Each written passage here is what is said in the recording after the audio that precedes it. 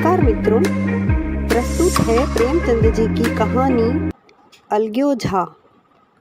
भोला महतो ने पहली स्त्री के मर जाने के बाद दूसरी सगाई की तो उसके लड़के रघु के लिए बुरे दिन आ गए। रघु की उम्र उस समय केवल 10 वर्ष की थी। चैन से गांव में गुल्ली डंडा खेलता फिरता था। माँ के आते ही चक्की में जूतना पड़ा। पन्ना रूपवती स्त्री थी और रूप और गर्व में चोली दामन का नाता है। वह अपने हाथों से कोई काम न करती। गोबर रघु निकालता, बैलों को सानी रघु देता, रघु ही झूठे बर्तन मांजता। भोला की आंखें कुछ ऐसी फिरीं कि उसे अब रघु में सब बुराइयां ही बुराइयां नजर आती। पन्ना की बातों को वह प्राचीन मर्यादा अनुसार आंखें बंद करके मान लेता था। रघु की शिकायतों की जरा परवाह न करता। नतीजा यह हुआ कि रघु ने शिकायत करना ही छोड़ दिया। किसके सामने रोए? बाप ही नहीं, सारा गांव उसका दुश्मन था। बड़ा जिद्दी लड़का है। पन्ना को तो कुछ समझता ही नहीं। बेचारी उसका दुलार करती है, खिलाती पिलाती है, यह उसी का फल है। दूसरी औरत होती तो निबाह ना होता। वह तो कहो, पन्ना इतनी सीधी सादी है कि निबाह होता जाता है। सबल की शिकायतें सब सुनते हैं, निर्बल की फरियाद भी कोई नहीं सुनता। रघु का हृदय माँ की ओर से दिन दिन फटता जाता था। यहाँ तक कि 8 साल गुजर गए और एक दिन भोला के नाम भी मृत्यु का संदेश आ पहुँचा। पन्ना के 4 बच्चे थे, 3 बेटे और 1 बेटी। इतना बड़ा खर्च और कमाने वाला कोई नहीं। रघु अब क्यों बात पूछने लगा? यह मानी हुई बात थी। अपनी स्त्री लाएगा और अलग रहेगा। स्त्री आकर और भी आग लगाएगी। पन्ना को चारों ओर अंधेरा ही अंधेरा दिखाई देता था। पर कुछ भी हो, वह रघु की आश्रित बन कर घर में न रहेगी। जिस घर में उसने राज किया उसमें अब लौंडी न बनेगी। जिस लौंडे को अपना गुलाम समझा उसका मुंह न ताकेगी।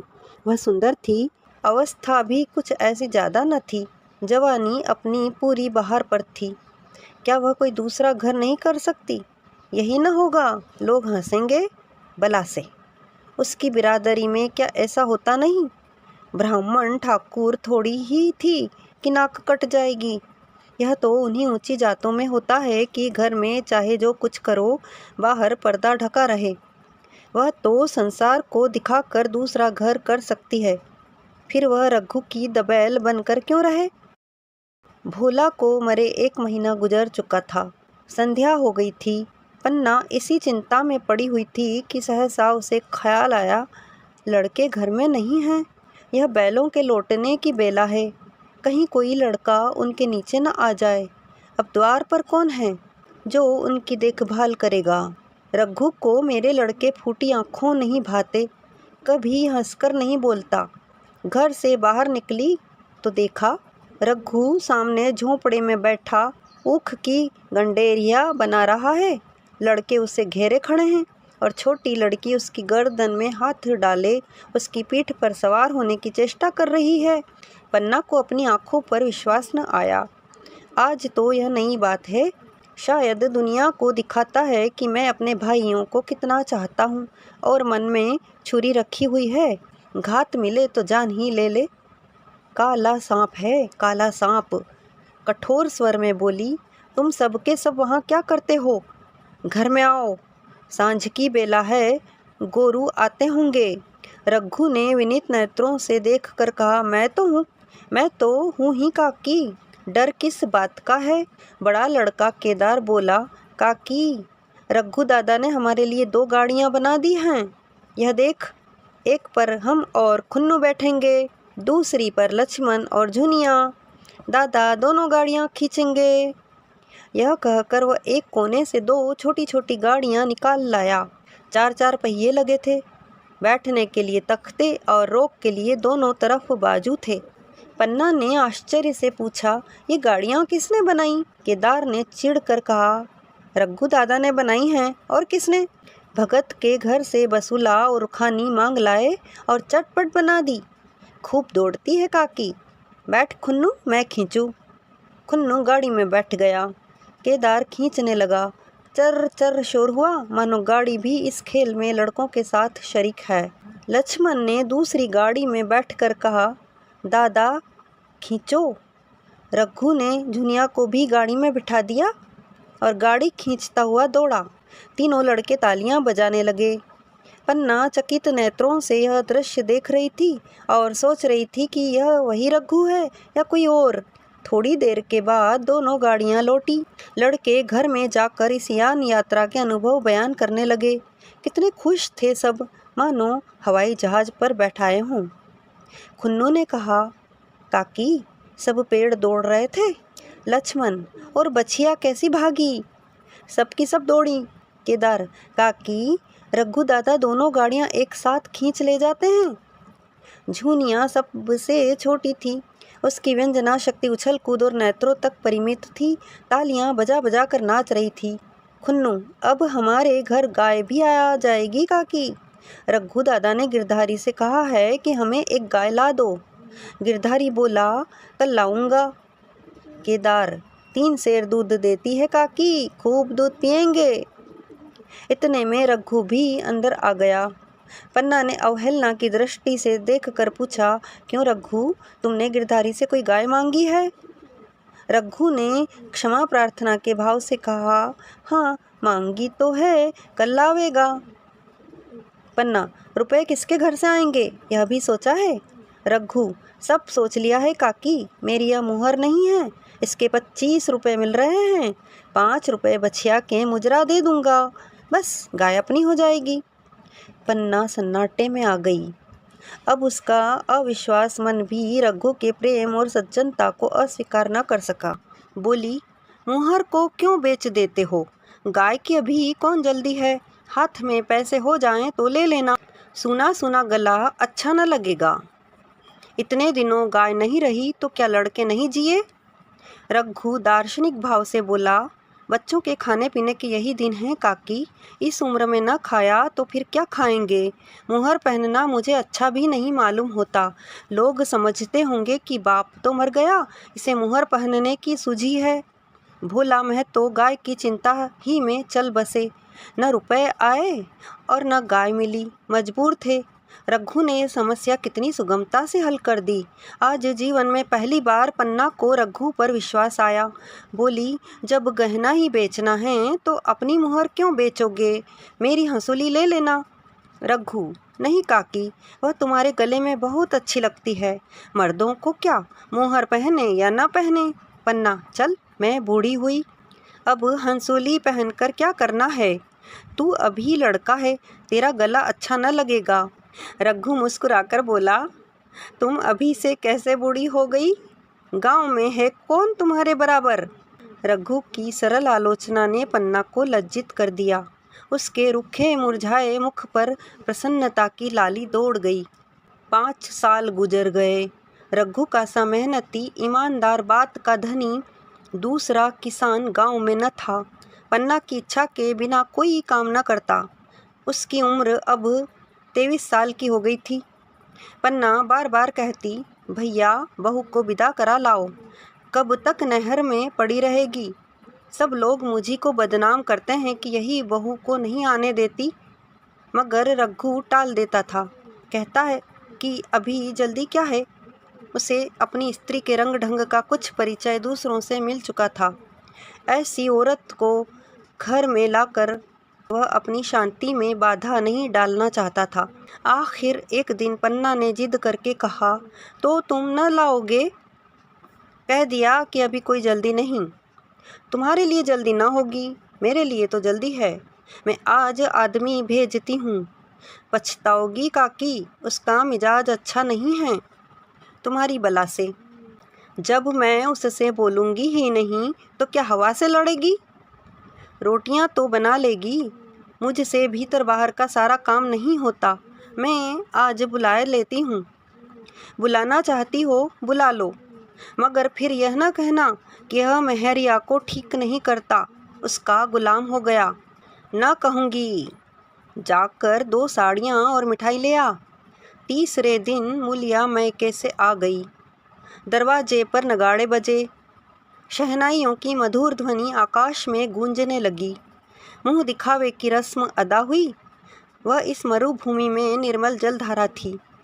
गेहुआ रंग था, बड़ी बड़ी नोकीली पलकें, कपोलों पर हल्की सुर्खी, आँखों में प्रबल आकर्षण। रघु उसे देखते ही मंत्रमुग्ध हो गया। प्रातःकाल पानी का घड़ा लेकर चलती तब उसका गेहुआ रंग प्रभात की सुनहरी किरणों से कुंदन हो जाता, मानो उषा अपनी सारी सुगंध, सारा विकास और उन्माद लिए मुस्कुराती चली जाती हो। मुलिया मैके से ही जली भुनी आई थी। मेरा शौहर छाती फाड़कर काम करे और पन्ना रानी बनी बैठी रहे, उसके लड़के रईसजादे बने घूमे। मुलिया से यह बर्दाश्त न होगा। वह किसी की गुलामी न करेगी। अपने लड़के तो अपने होते ही नहीं, भाई किसके होते हैं? जब तक पर नहीं निकलते हैं रघु को घेरे हुए हैं। ज्यों ही जरा सयाने हुए पर झाड़ कर निकल जाएंगे, बात भी न पूछेंगे। एक दिन उसने रघु से कहा, तुम्हें इस तरह गुलामी करनी हो तो करो, मुझसे न होगी। रघु, तो फिर क्या करूं? तू ही बता। लड़के तो अभी घर का काम करने लायक भी नहीं हैं। मुलिया, लड़के रावत के हैं, कुछ तुम्हारे नहीं हैं। यही पन्ना है जो तुम्हें दाने दाने को तरसाती थी, सब सुन चुकी हूँ। मैं लोंडी बनकर न रहूँगी। रुपए पैसे का मुझे हिसाब नहीं मिलता। न जाने तुम क्या लाते हो और वह क्या करती है। तुम समझते हो रुपये घर ही में तो हैं, मगर देख लेना तुम्हें जो एक फूटी कोड़ी भी मिले। रघु, रुपए पैसे तेरे हाथ में देने लगूं तो दुनिया क्या कहेगी, यह तो सोच। मुलिया, दुनिया जो चाहे कहे, दुनिया के हाथों बिकी नहीं हूँ। देख लेना, भाड़ लीप कर हाथ काला ही रहेगा। फिर तुम अपने भाइयों के लिए मरो, मैं क्यों मरूं?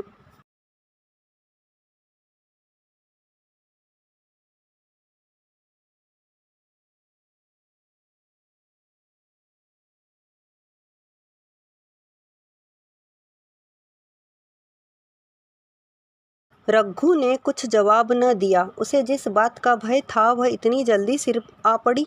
अब अगर उसने बहुत तत्थो थम्भो किया तो साल 6 महीने और काम चलेगा। बस आगे यह डोंगा चलता नजर नहीं आता। बकरे की माँ कब तक खैर मनाएगी। एक दिन पन्ना ने महुए का सुखावन डाला।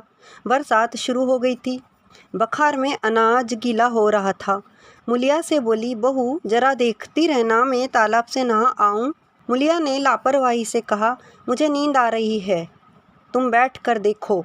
एक दिन न नहाओगी तो क्या होगा। पन्ना ने साड़ी उतार कर रख दी, नहाने न गई। मुलिया का वार खाली गया। कई दिन के बाद एक शाम को पन्ना धान रोप कर लौटी। अंधेरा हो गया था। दिन भर की भूखी थी। आशा थी बहू ने रोटी बना रखी होगी, मगर देखा तो यहाँ चूल्हा ठंडा पड़ा हुआ था और बच्चे मारे भूख के तड़प रहे थे। पन्ना ने आहिस्ते से पूछा, आज अभी चूल्हा नहीं जला? केदार ने कहा, आज दोपहर को भी चूल्हा नहीं जला काकी, भाभी ने कुछ बनाया ही नहीं। पन्ना, तो तुम लोगों ने खाया क्या? केदार, कुछ नहीं, रात की रोटियां थी, खुन्नू और लक्ष्मण ने खाई, मैंने सत्तू खा लिया। पन्ना, और बहू? केदार, वह पड़ी सो रही है, कुछ नहीं खाया। पन्ना ने उसी वक्त चूल्हा जलाया और खाना बनाने बैठ गई। आटा गूंथती थी और रोती थी। क्या नसीब है, दिन भर खेत में जली, घर आई तो चूल्हे के सामने जलना पड़ा। केदार का 14वां साल था।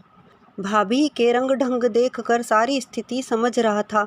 बोला, काकी, भाभी अब तुम्हारे साथ रहना नहीं चाहती। पन्ना ने चौंक कर पूछा, क्या कुछ कहती थी? केदार, कहती कुछ नहीं थी, मगर है उसके मन में यही बात। फिर तुम क्यों नहीं उसे छोड़ देती?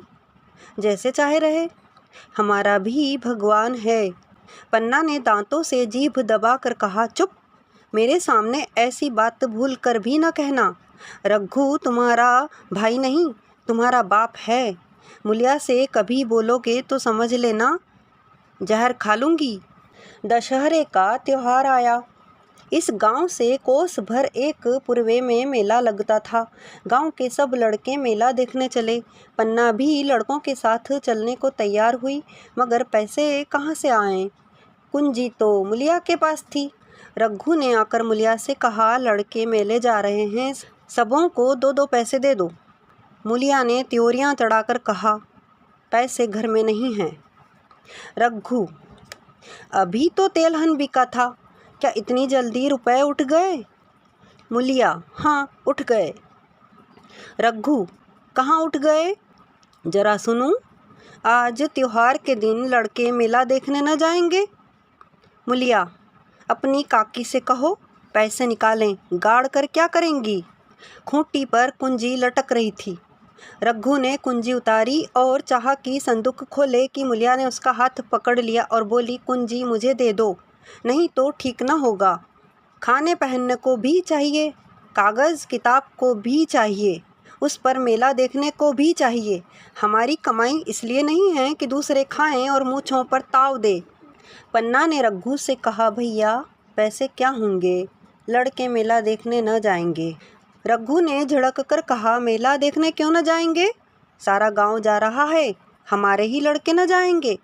यह कहकर रघु ने अपना हाथ छुड़ा लिया और पैसे निकालकर लड़कों को दे दिए। मगर जब कुंजी मुलिया को देने लगा तब उसने उसे आंगन में फेंक दिया और मुंह लपेट कर लेट गई। लड़के मेला देखने न गए। इसके बाद 2 दिन गुजर गए। मुलिया ने कुछ नहीं खाया और पन्ना भी भूखी रही। रघु कभी इसे मनाता कभी उसे, पर न यह उठती थी न वह। आखिर रघु ने हैरान होकर मुलिया से पूछा, कुछ मुँह से तो कह, चाहती क्या है? मुलिया ने धरती को संबोधित करके कहा, मैं कुछ नहीं चाहती, मुझे मेरे घर पहुंचा दो। रघु, अच्छा उठ, बना खा, पहुंचा दूंगा। मुलिया ने रघु की ओर आंखें उठाई। रघु उसकी सूरत देखकर डर गया। वह माधुर्य, वह मोहकता, वह लावण्य गायब हो गया था। दांत निकल आए थे, आंखें फट गई थीं और नथुने फड़क रहे थे। अंगारे की सी लाल आंखों से देखकर बोली, अच्छा तो काकी ने यह सलाह दी है, यह मंत्र पढ़ाया है, तो यहाँ ऐसी कच्ची नहीं हूँ, तुम दोनों की छाती पर मूंग दलूंगी। हो किस फेर में? रघु, अच्छा तो मूंग ही दल लेना, कुछ खा पी लेगी तभी तो मूंग दल सकेगी। मुलिया, अब तो तभी मुंह में पानी डालूंगी जब घर अलग हो जाएगा, बहुत झेल चुकी, अब नहीं झेला जाता। रघु सन्नाटे में आ गया। 1 मिनट तक उसके मुंह से आवाज़ ही न निकली। अलग होने की उसने स्वप्न में भी कल्पना न की थी। उसने गांव में 2-4 परिवारों को अलग होते देखा था। वह खूब जानता था, रोटी के साथ लोगों के हृदय भी अलग हो जाते हैं, अपने हमेशा के लिए गैर हो जाते हैं, फिर उनमें वही नाता रह जाता है जो गांव के और आदमियों में। रघु ने मन में ठान लिया था कि इस विपत्ति को घर में न आने दूंगा, मगर होनहार के सामने उसकी एक न चली। आह, मेरे मुंह में कालिख लगेगी। दुनिया यही कहेगी कि बाप के मर जाने पर 10 साल भी एक में निवाह न हो सका। फिर किससे अलग हो जाऊं? जिनको बच्चों की तरह खिलाया, जिनको बच्चों की तरह पाला, जिनके लिए तरह तरह के कष्ट झेले, उन्हीं से अलग हो जाऊं? अपने प्यारों को घर से निकाल बाहर करूं? उसका गला फंस गया। कांपते हुए स्वर में बोला, तू क्या चाहती है कि मैं अपने भाइयों से अलग हो जाऊं? भला सोच तो, कहीं मुंह दिखाने लायक रहूँगा? मुलिया, तो मेरा इन लोगों के साथ निवाह न होगा। रघु, तो तू अलग हो जा, मुझे अपने साथ क्यों घसीटती हैं? मुलिया, तो मुझे क्या तुम्हारे घर में मिठाई मिलती है? मेरे लिए क्या संसार में जगह नहीं है? रघु, तेरी जैसी मर्जी, जहाँ चाहे रह, मैं अपने घर वालों से अलग नहीं हो सकता। जिस दिन इस घर में 2 चूल्हे जलेंगे, उस दिन मेरे कलेजे के 2 टुकड़े हो जाएंगे। मैं यह चोट नहीं सह सकता। तुझे जो तकलीफ़ हो वह मैं दूर कर सकता हूँ। माल असबाब की मालकिन तू है ही, अनाज पानी तेरे ही हाथ है, अब रह क्या गया है? अगर कुछ काम धंधा करना नहीं चाहती मत कर। भगवान ने मुझे समाई दी होती तो मैं तुझे तिनका तक उठाने न देता। तेरे यह सुकुमार हाथ पाँव मेहनत मजदूरी करने के लिए बनाए ही नहीं गए हैं, मगर क्या करूं, अपना कुछ बस ही नहीं है। फिर भी तेरा जी कोई काम करने को न चाहे मत कर, मगर मुझसे अलग होने को न कह, तेरे पैरों पड़ता हूँ। मूलिया ने सिर से आंचल खिसकाया और जरा समीप आकर बोली, मैं काम करने से नहीं डरती, न बैठे बैठे खाना चाहती हूँ, मगर मुझसे किसी की धौंस नहीं सही जाती। तुम्हारी ही काकी घर का काम काज करती हैं तो अपने लिए करती हैं, अपने बाल बच्चों के लिए करती हैं, मुझ पर कुछ ऐसा नहीं करती। फिर मुझ पर धौंस क्यों जमाती हैं? उन्हें अपने बच्चे प्यारे होंगे, मुझे तो तुम्हारा आसरा है। मैं अपनी आंखों से यह नहीं देख सकती कि सारा घर तो चैन करे, जरा जरा से बच्चे तो दूध पिएं, और जिसके बलबूते पर गृहस्थी बनी हुई है वह मट्ठे को तरसे, कोई उसका पूछने वाला न हो। जरा अपना मुंह तो देखो, कैसी सूरत निकल आई है। औरों के तो 4 बरस में अपने पट्ठे तैयार हो जाएंगे, तुम तो 10 साल में खाट पर पड़ जाओगे।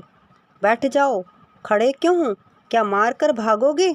मैं तुम्हें ज़बरदस्ती न बांध लूँगी, या मालकिन का हुक्म नहीं है। सच कहूँ तुम बड़े कट कलेजी हो, मैं जानती ऐसे निर्मोही से पाला पड़ेगा तो इस घर में भूल से न आती भी तो मन न लगाती, मगर अब तो मन तुमसे लग गया। घर भी जाऊं तो मन यहाँ ही रहेगा, और तुम जो हो मेरी बात नहीं पूछते। मूलिया की ये रसीली बातें रघु पर कोई असर न डाल सकीं। वह उसी रुखाई से बोला, मूलिया, मुझसे यह न होगा। अलग होने का ध्यान करते ही मेरा मन न जाने कैसा हो जाता है।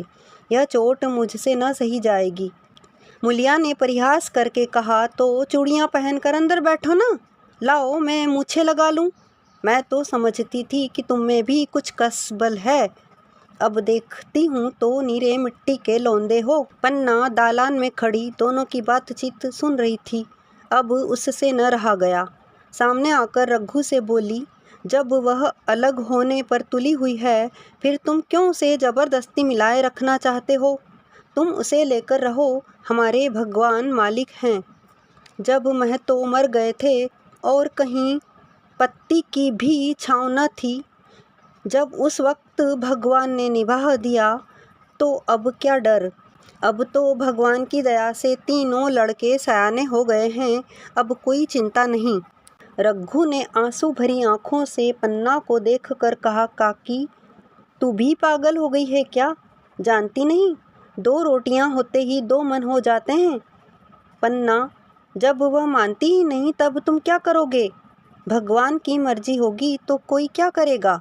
परालब्ध में जितने दिन एक साथ रहना लिखा था उतने दिन रहे, अब उसकी यही मर्जी है तो यही सही।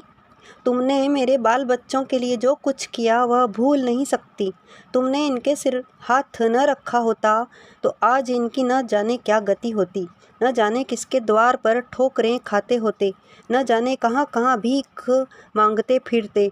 तुम्हारा जस मरते दम तक गाऊंगी। अगर मेरी खाल तुम्हारे जूते बनाने के काम आए तो खुशी से दे दूं।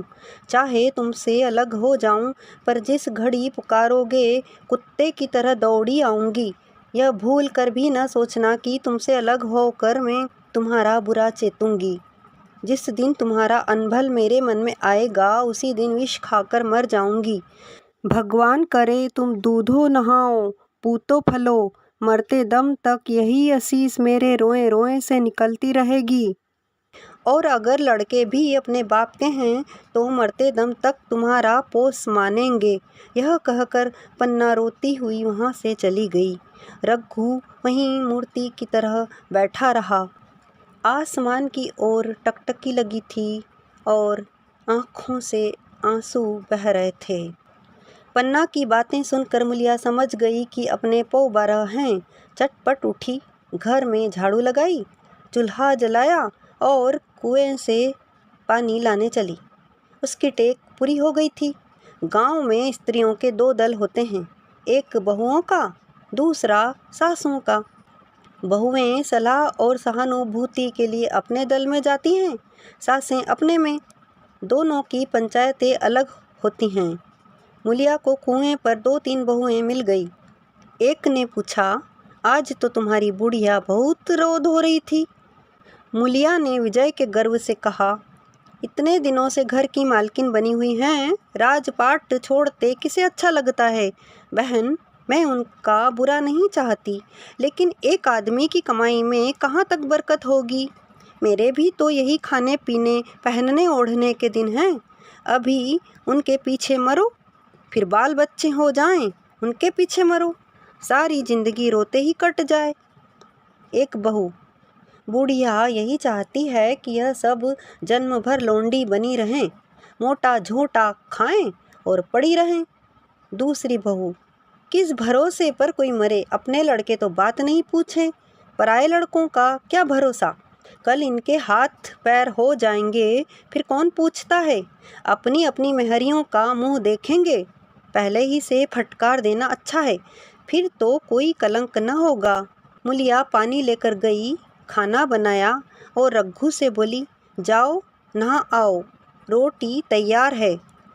रघु ने मानो सुना ही नहीं, सिर पर हाथ रखकर द्वार की तरफ ताकता रहा। मूलिया, क्या कहती हूँ, कुछ सुनाई देता है? रोटी तैयार है, जाओ नहा आओ। रघु, सुन तो रहा हूँ, क्या बहरा हूँ? रोटी तैयार है तो जाकर खा ले, मुझे भूख नहीं है। मूलिया ने फिर नहीं कहा। जाकर चूल्हा बुझा दिया, रोटियां उठाकर छींके पर रख दी और मुंह ढांक कर लेट रही। जरा देर में पन्ना आकर बोली, खाना तैयार है, नहा धोकर खा लो, बहू भी भूखी होगी। रघु ने झुंझलाकर कहा, काकी, तू घर में रहने देगी कि मुंह में कालिख लगाकर कहीं निकल जाऊं? खाना तो खाना ही है, आज न खाऊंगा कल खाऊंगा, लेकिन अभी मुझसे न खाया जाएगा। केदार क्या अभी मदरसे से नहीं आया? पन्ना, अभी तो नहीं आया, आता ही होगा। पन्ना समझ गई कि जब तक वह खाना बनाकर लड़कों को न खिलाएगी और खुद न खाएगी, रघु न खाएगा। इतना ही नहीं, उसे रघु से लड़ाई करनी पड़ेगी, उसे जली कटी सुनानी पड़ेगी, उसे यह दिखाना पड़ेगा कि मैं ही उससे अलग होना चाहती हूँ, नहीं तो वह इसी चिंता में घुल घुल कर प्राण दे देगा। यह सोचकर उसने अलग चूल्हा जलाया और खाना बनाने लगी। इतने में केदार और खुन्नू मदरसे से आ गए। पन्ना ने कहा, आओ बेटा, खा लो, रोटी तैयार है। केदार ने पूछा, भैया को भी बुला लूँ ना? पन्ना, तुम आकर खा लो, उसकी रोटी बहू ने अलग बनाई है। खुन्नू, जाकर भैया से पूछना आऊँ? पन्ना, जब उनका जी चाहेगा खाएंगे, तू बैठकर खा, तुझे इन बातों से क्या मतलब? जिसका जी चाहेगा खाएगा, जिसका जी न चाहेगा न खाएगा। जब वह और उसकी बीवी अलग रहने पर तुले हैं तो कौन मनाए? केदार, तो क्यों अम्मा जी, क्या हम अलग घर में रहेंगे? पन्ना, उनका जी चाहे एक घर में रहें, जी चाहे आंगन में दीवार डाल लें। खुन्नू ने दरवाजे पर आकर झांका। सामने फूस की झोपड़ी थी, वहीं खाट पर पड़ा रघु नारियल पी रहा था। खुन्नू, भैया तो अभी नारियल लिए बैठे हैं। पन्ना, जब जी चाहेगा खाएंगे। केदार, भैया ने भाभी को डांटा नहीं? मूलिया अपनी कोठरी में पड़ी सुन रही थी, बाहर आकर बोली, भैया ने तो नहीं डांटा, अब तुम आकर डांटो। केदार के चेहरे का रंग उड़ गया, फिर जबान न खोली। तीनों लड़कों ने खाना खाया और बाहर निकले। लू चलने लगी थी। आम के बाग में गांव के लड़के लड़कियां हवा से गिरे हुए आम चुन रहे थे। केदार ने कहा, आज हम भी आम चुनने चलें? खूब आम गिर रहे हैं। खुन्नू, दादा जो बैठे हैं। लक्ष्मण, मैं न जाऊंगा, दादा घुड़केंगे। केदार, वह तो अब अलग हो गए। लक्ष्मण, तो अब हमको कोई मारेगा तब भी दादा ना बोलेंगे? केदार, वाह, तब क्यों ना बोलेंगे? रघु ने तीनों लड़कों को दरवाजे पर खड़े देखा पर कुछ बोला नहीं। पहले तो वह घर के बाहर निकलते ही उन्हें डांट बैठता था, पर आज वह मूर्ति के समान निश्चल बैठा रहा। अब लड़कों को कुछ साहस हुआ, कुछ दूर और आगे बढ़े। रघु अब भी न बोला, कैसे बोले? वह सोच रहा था, काकी ने लड़कों को खिला पिला दिया, मुझसे पूछा तक नहीं। क्या उसकी आंखों पर भी पर्दा पड़ गया है? अगर मैंने लड़कों को पुकारा और वह न आए तो मैं उनको मारपीट तो न कर सकूँगा। लू में सब मारे मारे फिरेंगे, कहीं बीमार न पड़ जाएं। उसका दिल महसूस कर रह जाता था, लेकिन मुंह से कुछ कह न सकता था। लड़कों ने देखा कि यह बिल्कुल नहीं बोलते तो निर्भय होकर चल पड़े। सहसा मूलिया ने आकर कहा, अब तो उठोगे कि अब भी नहीं? जिनके नाम पर फाका कर रहे हो उन्होंने मज़े से लड़कों को खिलाया और आप खाया, अब आराम से सो रही हैं। मोर पिया बात न पूछे, मोर सुहागिन नाव। एक बार भी तो मुंह से न फूटा कि चलो भैया खा लो। रघु को इस समय मर्मांतक पीड़ा हो रही थी। मूलिया के इन कठोर शब्दों ने घाव पर नमक छिड़क दिया। दुखित नेत्रों से देखकर बोला, तेरी जो मर्जी थी वही तो हुआ, अब जा ढोल बजा। मूलिया, नहीं, तुम्हारे लिए थाली परोसे बैठी हैं। रघु, मुझे चिढ़ा मत, तेरे पीछे मैं भी बदनाम हो रहा हूँ। जब तू किसी की होकर नहीं रहना चाहती तो दूसरे को क्या गरज है जो तेरी खुशामद करे? जाकर काकी से पूछ, लड़के आम चुनने गए हैं, उन्हें पकड़ लाऊं? मूलिया अंगूठा दिखाकर बोली, यह जाता है, तुम्हें 100 बार गरज हो, जाकर पूछो। इतने में पन्ना भी भीतर से निकल आई। रघु ने पूछा, लड़के बगीचे में चले गए काकी, लू चल रही है। पन्ना, अब उनका कौन पुछत्तर है? बगीचे में जाएं, पेड़ पर चढ़ें, पानी में डूबें, मैं अकेली क्या क्या करूं? रघु, जाकर पकड़ लाऊं? पन्ना, जब तुम्हें अपने मन से नहीं जाना है तो फिर मैं जाने को क्यों कहूं?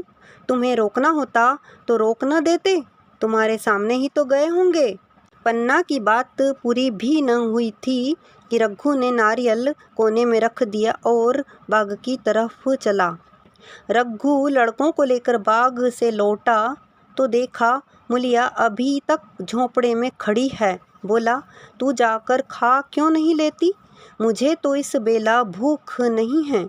मूलिया ऐंठ कर बोली, हाँ, भूख क्यों लगेगी? भाइयों ने खाया, वह तुम्हारे पेट में पहुँच ही गया होगा। रघु ने दांत पीस कर कहा, मुझे जला मत मूलिया, नहीं तो अच्छा न होगा। खाना कहीं भागा नहीं जाता, एक बेला न खाऊंगा तो मर न जाऊंगा। क्या तू समझती है घर में आज कोई छोटी बात हो गई है? तूने घर में चूल्हा नहीं जलाया, मेरे कलेजे में आग लगाई है। मुझे घमंड था कि और चाहे कुछ हो जाए पर मेरे घर में फूट का रोग न आने पाएगा, पर तूने मेरा घमंड चूर कर दिया। प्रारब्ध की बात है। मूलिया तिनक कर बोली, सारा मोह छो तुम्ही को है कि और किसी को है? मैं तो किसी को तुम्हारी तरह विसूरते नहीं देखती। रघु ने ठंडी सांस खींचकर कहा, मूलिया, घाव पर नोन न छिड़क, तेरे ही कारण मेरी पीठ में धूल लग रही है। मुझे इस गृहस्थी का मोह न होगा तो किसे होगा? मैंने ही तो इसे मर मर जोड़ा। जिनको गोद में खिलाया वही अब मेरे पट्टीदार होंगे। जिन बच्चों को मैं डांटता था उन्हें आज कड़ी आंखों से भी नहीं देख सकता। मैं उनके भले के लिए भी कोई बात करूं तो दुनिया यही कहेगी कि यह अपने भाइयों को लूटे लेता है। जा, मुझे छोड़ दे, अभी मुझसे कुछ न खाया जाएगा। मूलिया, मैं कसम रखा दूंगी, नहीं तो चुपके से चले चलो। रघु, देख, अब भी कुछ नहीं बिगड़ा है, अपना हठ छोड़ दे। मूलिया, हमारा ही लहू पिए जो खाने न उठे। रघु ने कानों पर हाथ रख कर कहा, यह तूने क्या किया मूलिया? मैं तो उठ ही रहा था, चल खा लूँ, नहाने धोने कौन जाए। लेकिन इतना कह देता हूँ कि चाहे 4 की जगह 6 रोटियाँ खा जाऊँ, चाहे तू मुझे घी के मटके ही में डुबो दे, पर यह दाग मेरे दिल से न मिटेगा। मूलिया, दाग साग सब मिट जाएगा, पहले सबको ऐसा ही लगता है, देखते नहीं हो उधर कैसी चैन की वंशी बज रही है। वह तो मना ही रही थी कि किसी तरह यह सब अलग हो जाएं। अब वह पहले किसी चांदी तो नहीं है कि जो कुछ घर में आवे सब गायब। अब क्यों हमारे साथ रहने लगी? रघु ने आहत स्वर में कहा, इसी बात का तो मुझे गम है। काकी से मुझे ऐसी आशा न थी। रघु खाने बैठा तो कोरविश के घूंट सा लगता था। जान पड़ता था रोटियां भूसी की हैं, दाल पानी सी लगती। पानी कंठ के नीचे न उतरता था। दूध की तरफ देखा तक नहीं। 2-4 ग्रास खाकर उठाया, जैसे किसी प्रियजन के श्राद्ध का भोजन हो। रात का भोजन भी उसने इसी तरह किया। भोजन क्या किया, कसम पूरी की। रात भर उसका चित्त उद्विग्न रहा। एक अज्ञात शंका उसके मन पर छाई हुई थी, जैसे भोला महतो द्वार पर बैठा रो रहा हो। वह कई बार चौंक कर उठा। ऐसा जान पड़ा भोला उसकी ओर तिरस्कार की आंखों से देख रहा है। वह दोनों जून भोजन करता था, पर जैसे शत्रु के घर। भोला की शोकमग्न मूर्ति आंखों से न उतरती थी। रात को उसे नींद न आती। वह गांव में निकलता तो इस तरह मुंह चुराए, सिर झुकाए, मानो गोहत्या की हो। 5 साल गुजर गए। रघु अब 2 लड़कों का बाप था। आंगन में दीवार खींच गई थी। खेतों में मेढ़ें डाल दी गई थीं और बैल बछिए बांट लिए गए थे। केदार की उम्र अब 19 की हो गई थी। उसने पढ़ना छोड़ दिया था और खेती का काम करता था। खुन्नू गाय चराता था। केवल लक्ष्मण अब तक मदरसे जाता था। पन्ना और मुलिया दोनों एक दूसरे की सूरत से जलती थीं। मुलिया के दोनों लड़के बहुधा पन्ना ही के पास रहते। वही उन्हें उबटन मलती, वही काजल लगाती, वही गोद में लिए फिरती। मगर मुलिया के मुंह से अनुग्रह का एक शब्द भी न निकलता। न पन्ना ही इसकी इच्छुक थी। वह जो कुछ करती निर्व्याज भाव से करती थी। उसके 2-2 लड़के अब कमाऊ हो गए थे। लड़की खाना पका लेती थी। वह खुद ऊपर का काम काज कर लेती। इसके विरुद्ध रघु अपने घर का अकेला था। वह भी दुर्बल, अशक्त और जवानी में बूढ़ा। अभी आयु 30 वर्ष से अधिक न थी, लेकिन बाल खिचड़ी हो गए थे। कमर भी झुक चली थी। खांसी ने जीर्ण कर रखा था। देखकर दया आती थी। और खेती पसीने की वस्तु है। खेती की जैसी सेवा होनी चाहिए वह उससे न हो पाती। फिर अच्छी फसल कहाँ से आती। कुछ ऋण भी हो गया था। वह चिंता और भी मारे डालती थी। चाहिए तो यह था कि अब उसे कुछ आराम मिलता। इतने दिनों के निरंतर परिश्रम के बाद सिर का बोझ कुछ हल्का होता। लेकिन मुलिया की स्वार्थपरता और अदूरदर्शिता ने लहराती हुई खेती उजाड़ दी। अगर सब एक साथ रहते तो वह अब तक पेंशन पा जाता। मजे में द्वार पर बैठा हुआ नारियल पीता। भाई काम करते, वह सलाह देता। महतो बना फिरता। कहीं किसी के झगड़े चुकाता, कहीं साधु संतों की सेवा करता। वह अवसर हाथ से निकल गया। अब तो चिंता भार दिन दिन बढ़ता जाता था। आखिर उसे धीमा धीमा ज्वर रहने लगा। हृदयशूल चिंता, कड़ा परिश्रम और अभाव का यही पुरस्कार है। पहले कुछ परवाह न की। समझा आप ही आप अच्छा हो जाएगा। मगर कमजोरी बढ़ने लगी तो दवा की फिक्र हुई। जिसने जो बता दिया खा लिया। डॉक्टरों और वैद्यों के पास जाने की सामर्थ्य कहाँ, और सामर्थ्य भी होती तो रुपए खर्च कर देने के सिवा और नतीजा ही क्या था। जीर्ण ज्वर की औषधि आराम और पुष्टिकारक भोजन है। न वह बसंत मालती का सेवन कर सकता था और न आराम से बैठकर बलवर्धक भोजन कर सकता था। कमजोरी बढ़ती ही गई। पन्ना को अवसर मिलता तो वह आकर उसे तसल्ली देती। लेकिन उसके लड़के अब रघु से बात भी न करते थे। दवा दारू तो क्या करते, उसका और मजाक उड़ाते। भैया समझते थे कि हम लोगों से अलग होकर सोने की ईंट रख लेंगे। भाभी भी समझती थीं सोने से लद जाऊंगी। अब देखें कौन पूछता है। सिसक सिसक कर न मरें तो कह देना। बहुत हाय हाय भी अच्छी नहीं होती। आदमी उतना काम करे जितना हो सके, यह नहीं कि रुपए के लिए जान दे दे। पन्ना कहती, रघु बेचारे का कौन दोष है। केदार कहता, चल, मैं खूब समझता हूँ, भैया की जगह मैं होता तो डंडे से बात करता। मजाल थी कि औरत यूँ जिद करती। यह सब भैया की चाल थी, सब सधी बधी बात थी। आखिर एक दिन रघु का टिमटिमाता हुआ जीवन दीपक बुझ गया। मौत ने सारी चिंताओं का अंत कर दिया। अंत समय उसने केदार को बुलाया था, पर केदार को ऊख में पानी देना था। डरा कहीं दवा के लिए न भेज दें, बहाना बना दिया। मूलिया का जीवन अंधकारमय हो गया। जिस भूमि पर उसने मंसूबों की दीवार खड़ी की थी, वह नीचे से खिसक गई थी। जिस खूंटे के बल पर वह उछल रही थी, वह उखड़ गया था। गांव वालों ने कहना शुरू किया, ईश्वर ने कैसा तत्काल दंड दिया। बेचारी मारे लाज के अपने दोनों बच्चों को लिए रोया करती। गांव में किसी को मुंह दिखाने का साहस न होता। प्रत्येक प्राणी उससे यह कहता हुआ मालूम होता था, मारे घमंड के धरती पर पाँव न रखती थी। आखिर सजा मिल गई कि नहीं? अब इस घर में कैसे निर्वाह होगा? वह किसके सहारे रहेगी? किसके बल पर खेती होगी? बेचारा रघु बीमार था, दुर्बल था, पर जब तक जीता रहा अपना काम करता रहा। मारे कमजोरी के कभी कभी सिर पकड़कर बैठ जाता और जरा दम लेकर फिर हाथ चलाने लगता था। सारी खेती तहस नहस हो रही थी, उसे कौन संभालेगा? अनाज की डांठें खलिहान में पड़ी थीं, ऊख अलग सूख रही थी। वह अकेली क्या क्या करेगी? फिर सिंचाई अकेले आदमी का तो काम नहीं। 3-3 मजदूरों को कहाँ से लाए? गांव में मजदूर थे ही कितने? आदमियों के लिए खींचातानी हो रही थी, क्या करे क्या न करे। इस तरह 13 दिन बीत गए। क्रियाकर्म से छुट्टी मिली।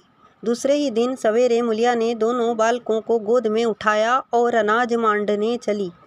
खलिहान में पहुंचकर उसने एक को तो पेड़ के नीचे घास के नर्म बिस्तर पर सुला दिया और दूसरे को वहीं बैठा कर अनाज मांडने लगी। बैलों को हाँकती थी और रोती थी। क्या इसीलिए भगवान ने उसको जन्म दिया था? देखते देखते क्या से क्या हो गया। इन्हीं दिनों पिछले साल भी अनाज माढ़ा गया था। वह रघु के लिए लोटे में शरबत और मटर की घुंघनी लेकर आई थी। आज कोई उसके न आगे है न पीछे, लेकिन किसी की लोंडी तो नहीं हूँ। उसे अलग होने का अब भी पछतावा न था। एकाएक छोटे बच्चे का रोना सुनकर उसने उधर ताका तो बड़ा लड़का उसे चुमकार कर कह रहा था, भैया चुप रहो, चुप रहो। धीरे धीरे उसके मुंह पर हाथ फेरता था और चुप कराने के लिए विकल था। जब बच्चा किसी तरह चुप न हुआ तो वह खुद उसके पास लेट गया और उसे छाती से लगाकर प्यार करने लगा। मगर जब यह प्रयत्न भी सफल न हुआ तो वह रोने लगा। उसी समय पन्ना दौड़ी आई और छोटे बालक को गोद में उठाकर प्यार करती हुई बोली, लड़कों को मुझे क्यों न दे आई बहू? हाय हाय, बेचारा धरती पर पड़ा लौट रहा है। जब मैं मर जाऊं तो जो चाहे करना, अभी तो जीती हूँ। अलग हो जाने से बच्चे तो नहीं अलग हो गए? मूलिया ने कहा, तुम्हें भी तो छुट्टी नहीं थी अम्मा, क्या करती? पन्ना, तो तुझे यहाँ आने की ऐसी क्या जल्दी थी? डांठ माढ़ न जाती। 3-3 लड़के तो हैं और किस दिन काम आएंगे? केदार तो कल ही माढ़ने को कह रहा था, पर मैंने कहा पहले ऊख में पानी दे लो, फिर आज माढ़ना। मढ़ाई तो 10 दिन बाद भी हो सकती है। ऊख की सिंचाई न हुई तो सूख जाएगी। कल से पानी चढ़ा हुआ है, परसों तक खेत पूर जाएगा, तब मढ़ाई हो जाएगी। तुझे विश्वास न आएगा, जब से भैया मरे हैं केदार को बड़ी चिंता हो गई है। दिन में 100 बार पूछता है, भाभी बहुत रोती तो नहीं है? देख, लड़के भूखे तो नहीं हैं? कोई लड़का रोता है तो दौड़ा आता है, देख अम्मा क्या हुआ, बच्चा क्यों रोता है? कल रोकर बोला, अम्मा मैं जानता कि भैया इतनी जल्दी चले जाएंगे तो उनकी कुछ सेवा कर लेता। कहाँ जगाए जगाए उठता था। अब देखती हो पहर रात से उठकर काम में लग जाता है। खुन्नू कल जरा सा बोला, पहले हम अपनी ऊख में पानी दे लेंगे, तब भैया की ऊख में दे देंगे। इस पर केदार ने ऐसा डांटा कि खुन्नू के मुंह से फिर बात न निकली। बोला, कैसी तुम्हारी और कैसी हमारी ऊख? भैया ने जिला न लिया होता तो आज या तो मर गए होते या कहीं भीख मांगते होते। आज तुम बड़े ऊख वाले बने हो। यह उन्हीं का पुण्य प्रताप है कि आज भले आदमी बने बैठे हो। परसों रोटी खाने को बुलाने गई तो मढ़ैया में बैठा रो रहा था। पूछा, क्यों रोता है?